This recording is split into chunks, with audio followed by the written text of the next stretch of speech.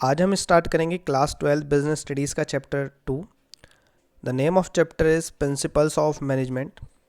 देखिए, सिलेबस के point of view से ये चैप्टर आपका बहुत ही इंपॉर्टेंट है। साथ के साथ ये चैप्टर इंपॉर्टेंट इसलिए भी है क्योंकि इस टॉपिक के ऊपर आपको प्रोजेक्ट बनाना होता है अपना, जो प्रैक्टिकल में काम आता है। साथ के साथ जो प्रैक्टिकल का वाइवा होगा उसमें भी ये चैप्टर काफ़ी काम आता है। तो स्टार्ट करेंगे हम। सबसे पहले पढ़ेंगे हेनरी फ्योल के बारे में, जिन्होंने मैनेजमेंट के 14 प्रिंसिपल्स दिए हैं और हम उन्हीं प्रिंसिपल्स को स्टडी करेंगे। तो बैकग्राउंड पे चलते हैं हेनरी फ्योल के। हेनरी फ्योल का जन्म 1941 फ्रांस में हुआ था। फ्रांस के रहने वाले थे और 1860 में उन्होंने माइनिंग इंजीनियरिंग के अंदर डिग्री ली। उसके बाद एज अ इंजीनियर एक कॉल माइन कंपनी में उन्होंने अपना करियर स्टार्ट किया और 1988 में एज आ मैनेजिंग डायरेक्टर वो प्रमोट कर दिए गए। बट प्रॉब्लम ये थी कि उस टाइम उस कंपनी की फाइनेंशियल कंडीशन बहुत ख़राब थी। कंपनी इंसॉल्वेंसी की सिचुएशन में थी। उसके बाद भी उन्होंने उस चैलेंज को एक्सेप्ट किया और अपनी एफिशिएंसी के साथ उस कंपनी को काफ़ी अच्छे लेवल पे पहुंचाया। और जब वो उस कंपनी से रिटायर्ड हुए तो वो कंपनी एक लीडिंग कंपनियों में थी अपनी कंट्री के। तो जब वो काम कर रहे थे तो काम करते टाइम उन्होंने कुछ प्रिंसिपल्स डेवलप किए अपने ऑब्जर्वेशन और एक्सपीरियंस के थ्रू। बाद में जो प्रिंसिपल दिए वो 14 प्रिंसिपल्स थे और उन्हीं प्रिंसिपल्स को मॉडर्न प्रिंसिपल्स ऑफ मैनेजमेंट के नाम से जाना जाता है, जो हम आगे स्टडी करेंगे। देखिए, इन्हें याद करने का तरीका ये होगा कि जब हम स्टडी करेंगे तो इनकी सीक्वेंस को समझेंगे और ये समझेंगे कि जब वो काम कर रहे थे तो उन्होंने किस तरीके से ऑब्जर्वेशन की और किस तरीके से ये मैनेजमेंट के रूल्स बनाए उन्होंने। तो सबसे पहले जब वो मैनेजिंग डायरेक्टर बने होंगे तो देखिए उनके पास बहुत सारा काम होगा। जैसे कि किसी भी एक कंपनी के अंदर बहुत सारी एक्टिविटीज़ होती हैं। प्रोडक्शन करना है, मैन्युफैक्चरिंग करना है, सेल करना है, फाइनेंस डिपार्टमेंट संभालना है। तो आप जानते कोई भी पर्सन सारा काम अकेला नहीं कर सकता।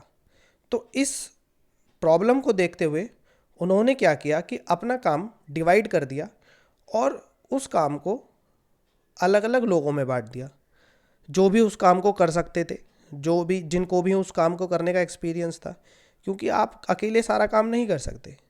तो इस तरीके से जो पहला प्रिंसिपल उन्होंने डेवलप किया वो था डिवीज़न ऑफ वर्क, जिसके अंदर कंपनी के सारे काम को छोटे छोटे पार्ट्स में बांट दिया जाता है और उन लोगों को असाइन कर दिया जाता है, यानी कि दे दिया जाता है कि जो लोग उस काम को कर सकते हैं, उस काम करने के कैपेबल हैं।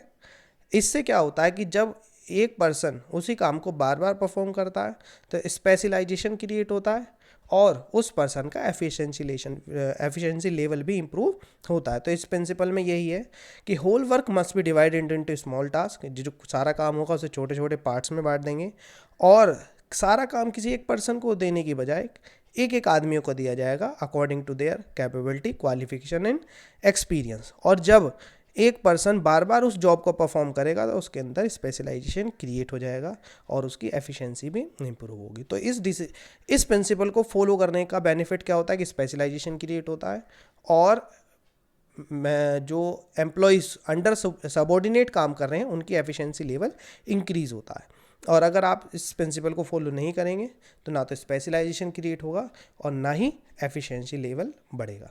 नेक्स्ट आते हैं। अब देखिए क्या था कि जब उन्होंने अपना काम डिवाइड करके दूसरे लोगों में बांट दिया तो प्रॉब्लम ये थी कि रेस्पॉन्सिबिलिटी तो उन्होंने दे दी उन्हें काम करने के लिए, लेकिन उन मैनेजर्स को कोई भी अगर डिसीजन लेना होता तो उन्हें पहले पूछने के लिए फ्योल के पास ही आना पड़ता, क्योंकि वो उनके मैनेजिंग डायरेक्टर हैं।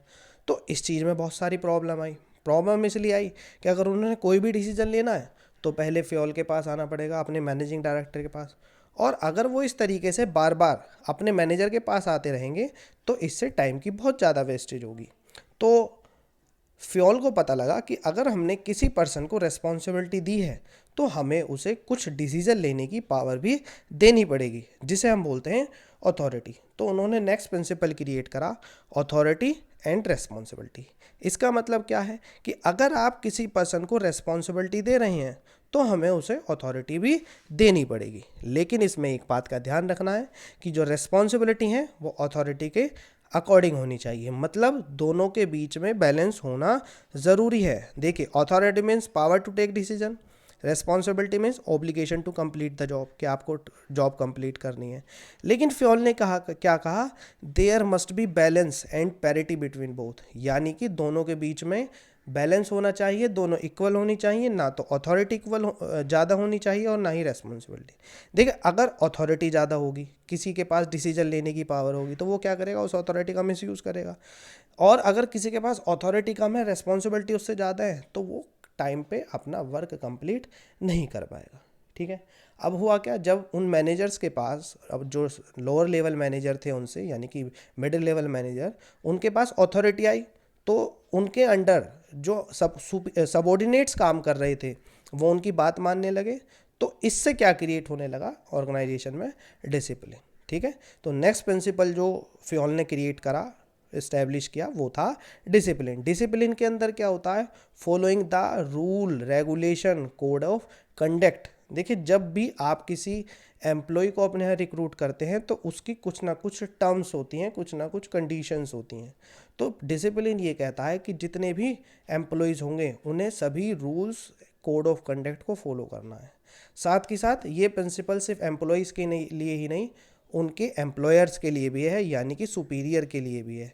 जो भी एग्रीमेंट बनाया गया है वो डिसिप्लिन दोनों के लिए है, मतलब कि डिसिप्लिन दोनों के लिए सेम है, सुपीरियर भी उसे फॉलो करेंगे और सबऑर्डिनेट भी फॉलो करेंगे। अगर सबऑर्डिनेट उसे फॉलो नहीं करते या सुपीरियर उसे फॉलो नहीं करते तो उन्होंने पेनल्टी लगाने का प्रोविज़न भी बनाया कि आप उस पर पेनल्टी लगा सकते हैं। क्लियर। तो following code of conduct, rule and regulation of employment agreement, clear and fair agreement among subordinate and superior, और साथ के साथ meeting commitment and superior as well as subordinate level, मतलब कि जो कमिटमेंट्स होंगे एम्प्लॉयमेंट एग्रीमेंट्स में उन्हें दोनों ही पूरा करेंगे। मतलब अगर एम्प्लॉय ने ये कहा कि मैं अपनी पर्टिकुलर रेस्पॉन्सिबिलिटी फॉलो करूंगा तो उसे फॉलो करनी है। साथ के साथ अगर सबऑर्डिनेट यानी कि एम्प्लॉयर ने, बॉस ने ये बोला कि अगर आप अच्छा काम करते हैं तो मैं आपकी सैलरी इंक्रीमेंट करूंगा, तो वो भी रूल फॉलो होना चाहिए। इससे क्या होगा, एफिशिएंसी इंप्रूव होगी, साथ के साथ ऑर्गेनाइजेशन के अंदर सिस्टमेटिक वर्किंग होगी। अब हुआ क्या कि ऑर्गेनाइजेशन के अंदर, देखिए, जब आपने पहला चैप्टर पढ़ा था कि टॉप लेवल के बाद जो मिडिल लेवल मैनेजमेंट होते हैं वो कई सारे बॉस होते हैं। ठीक है ना। तो अगर, अब क्या था कि सभी बॉस अपने अंदर जो वर्कर्स काम कर रहे थे वो उन्हें सब ऑर्डर देते थे।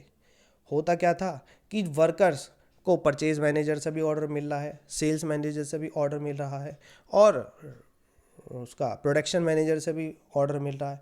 अब होता क्या था कि वर्कर कंफ्यूज हो जाता था कि मैं किसका ऑर्डर पूरा करूं, और उसका रिजल्ट ये आता था कि वर्क किसी का भी कंप्लीट नहीं होता था। साथ ही साथ और वर्कर के पास ये एक्सक्यूज हो जाता था कि भाई मैं उनका काम करूं या आपका काम करूं। और अगर वो किसी पर्टिकुलर मैनेजर का वर्क कर दे, दूसरे का ना करे, तो उनसे इनके ईगो क्लैशेस हो जाते थे। तो वहाँ पे फ्योल ने एक रूल बनाया, यूनिटी ऑफ कमांड, जिसका मतलब ये है कि एक सबऑर्डिनेट को सिर्फ एक ही बॉस ऑर्डर दे सकेगा, कोई दूसरा ऑर्डर नहीं देगा। अगर ऑर्डर उसे एक से ज़्यादा बॉस से मिलेंगे तो वो कंफ्यूज हो जाएगा, है ना। तो an employee should receive order from one boss and should be accountable to one superior only, यानी कि जो वो जवाबदेही होगी उसकी, अकाउंटेबल का मतलब जवाबदेही, वो सिर्फ एक बॉस के लिए ही होगी। If he is receiving order from more than one boss he will get confuse, वो कन्फ्यूज हो जाएगा and will not be able to complete his responsibility, वो अपनी रेस्पॉन्सिबिलिटी पूरी नहीं कर पाएगा। क्लियर। तो ये होता है यूनिटी ऑफ कमांड।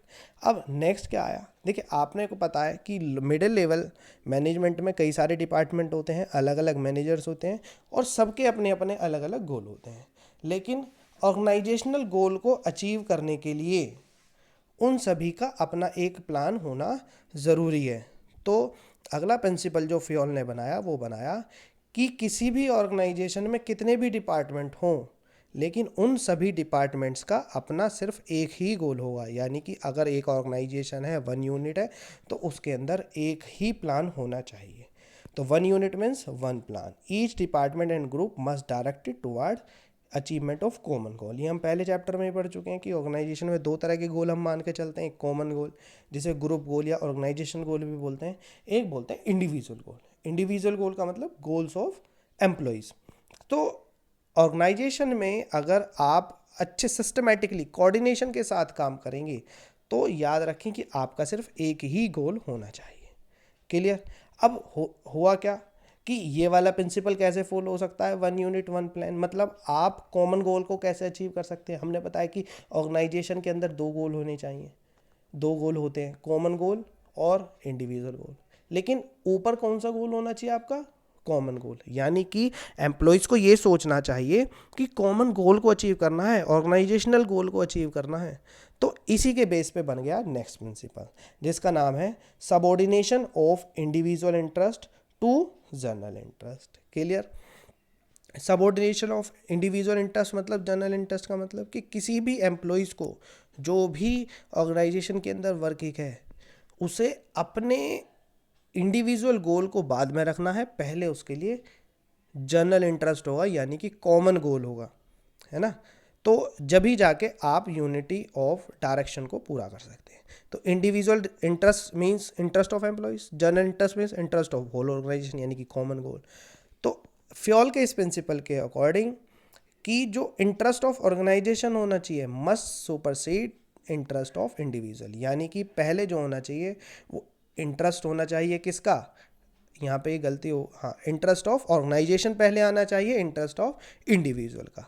और अगर दोनों ही एक ही डायरेक्शन में हो, दोनों ही मैच करते हैं तो इससे अच्छी कोई बात ही नहीं है, इससे ऑर्गेनाइजेशन के अंदर कोऑर्डिनेशन क्रिएट होगा। देखिए, अब अगर आप ये चाहते हैं एज अ मैनेजर कि एम्प्लॉय अपने गोल को बाद में रखे और ऑर्गेनाइजेशन गोल को पहले रखे, तो एज अ मैनेजर आपकी रेस्पॉन्सिबिलिटी बनती है कि जो वर्कर्स आपके यहाँ जो एम्प्लॉयज़ काम कर रहे हैं उन्हें सेटिस्फैक्ट्री सैलरी प्रोवाइड की जाए। अगर उनको बेसिक नीड्स उनकी पूरी होंगी, उन्हें आप इतनी सैलरी प्रोवाइड कर रहे हैं कि उनका reasonable standard of living maintain हो रहा है, वो सेटिस्फाइड हैं, तो वो अपने गोल को ज़रूर पीछे रखेंगे, ऑर्गेनाइजेशन गोल को आगे रखेंगे। तो एक प्रिंसिपल और बन गया उसके अकॉर्डिंग, रेम्यूनरेशन ऑफ पर्सन्स। मतलब रेम्यूनरेशन मतलब होता है सैलरी जो आप प्रोवाइड करते हैं, पर्सन मीन्स एम्प्लॉयज़। एम्प्लॉयज़ को जो भी सैलरी प्रोवाइड कर रहे हैं वो ऐसी होनी चाहिए कि उन्हें मैक्सिमम सेटिस्फेक्शन प्रोवाइड करे, साथ ही साथ रीजनेबल स्टैंडर्ड ऑफ लिविंग यानी कि उन्हें एक स्टैंडर्ड उनके जीने का मेंटेन हो सके। क्लियर?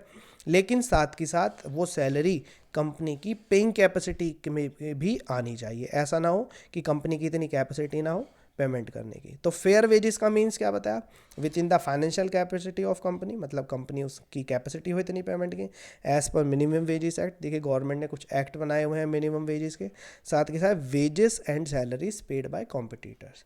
अगर आपके कॉम्पिटिटर्स जितनी सैलरी प्रोवाइड कर रहे हैं आपको उतनी ही सैलरी प्रोवाइड करनी पड़ेगी।